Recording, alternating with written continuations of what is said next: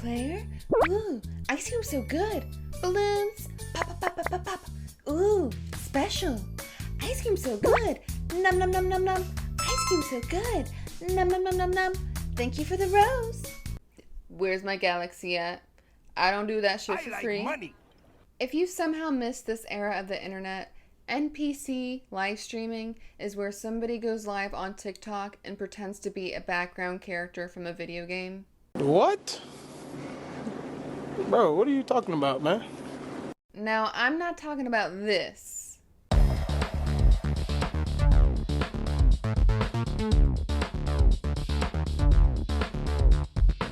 That is hilarious. I'm talking about this.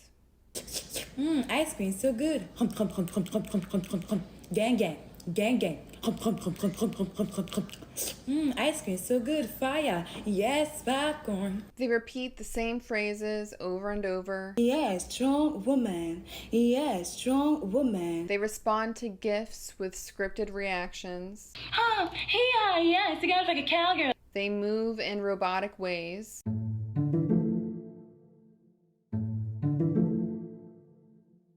And people watch for hours.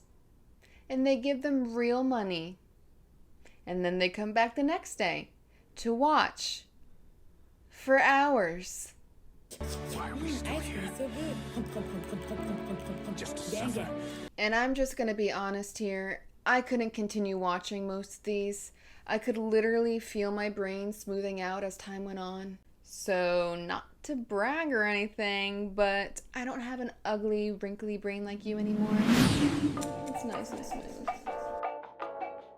So, the format is really simple. Viewers send gifts like ice cream, roses, galaxies, and whatever the hell else they can send, and each gift has a scripted reaction. And one creator in particular really skyrocketed this to popularity. It's Pinky Doll. So I blame her for everything. She became massively popular by doing exaggerated NPC movements, and she's made, allegedly, thousands of dollars. Probably more than most people with college degrees. I think the deeper part of this is that it makes me reconsider my life choices, going to college, getting a degree, and working a 9-to-5. When these people are out here making more money than me by saying gang gang.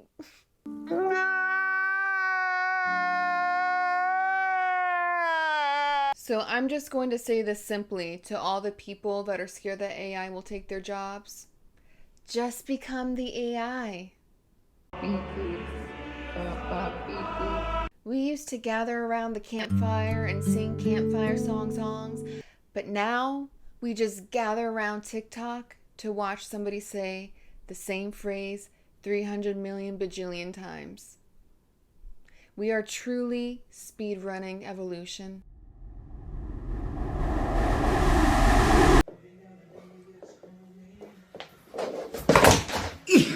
And honestly, I feel like these live streams could be used for psychological torture.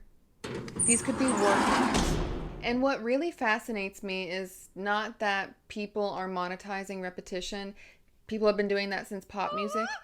It's just the fact that people are willing to watch this over and over and over. They truly do start coming and they don't stop coming. And I can barely watch my own videos back once, let alone edit. I start crying uncontrollably every single time. So it baffles me that people are sitting down to watch the same thing over and over like it's a new season of Game of Thrones or Breaking Bad. So nice. Amazing! I think that the internet needs a massive reset, starting yesterday. If I were an NPC live streamer, I think my live streams would be a little bit different. Hi, player. You picked the wrong house, fool. Move, bitch. Don't you know what road rage is? Don't you know what road rage is? Did you shower in doo-doo? Did you shower in doo-doo? You picked the wrong house, fool. But on another note, and this can either be a good thing or bad thing, but you can become famous on TikTok for anything. You can lip sync badly, you can whisper into a microphone, and you can pretend to be an NPC. All it takes is just to hit that algorithm just right, and you can become famous overnight. Oh, you gotta give him that hawk too and spit on that thing. You get me?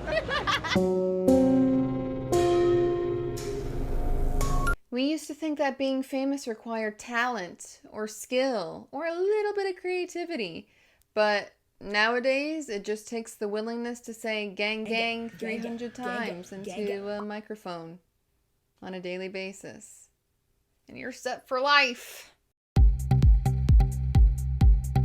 And I'm not judging the hustle. I'm more so judging the people that are making this viral and actually spending money on this. Let's talk about what makes the world go round, which is money. These TikTok gifts require real life money to send to a creator. And there are tons of reports out there, like I said previously, that these creators are making hundreds and thousands per live stream. People are just paying to hear a sentence. You insert your digital coin and you receive affirmation. It's like a vending machine, but instead of Chips Ahoy, you just get, ice cream so good. The vending machine never runs out, and it's not satisfying. I'm getting hangry. But if you haven't figured out by now, I like to read into things deeply and to figure out why stupid ass things get popular. I have come to the conclusion that this is more about being able to control what somebody says and that people are expecting a reaction. There's no risk involved, no unpredictability, and they're very repetitive, and repetition can be soothing, which makes sense when the world is the way it is. Let's just leave it at that. Gift equals phrase. Phrase equals reaction. Reward loop complete. Wow. It's almost like gamified in a way, if that makes sense. And before we get smug about it, it is actually kind of hard to do. You don't want to know how many times I filmed that intro. It's over 9,000! What, 9,000? So I can't imagine saying the same phrases over and over for 3 hours without disassociating. They have more emotional endurance than me. Which, I mean, to be fair, isn't hard to do at all. I think that what really weirds me out, though, is that people are willing to listen to the same phrases over and over again. If someone kept saying the same things over and over to me again in real life, I would assume that they're having a medical emergency. But online, it becomes hypnotic. I think that it's almost in the same realm as ASMR. Something else that I don't understand. What's better for typing, cookies or cookie dough? There's no real depth required, and maybe that's the point. All you have to do is figure out what triggers the algorithm, and in this case, it's the constant interaction and the constant gifts. So I mean, it's pretty strategic when you think about it. But to me, I am somebody that likes depth. And so it's just weird to me that people are applauding this empty performance. But I do think that we are just so overstimulated on the internet that people do just crave predictability and control. And when somebody says your username and thanks you, it feels personal and your dopamine gets scritched real good. It lights up. Which makes sense because nowadays we live in a world where most of your texts go unanswered. Right? Like, most of your texts go unanswered too, right? But we're lonely and we crave acknowledgement. And that acknowledgement will always be, thank you for the rose.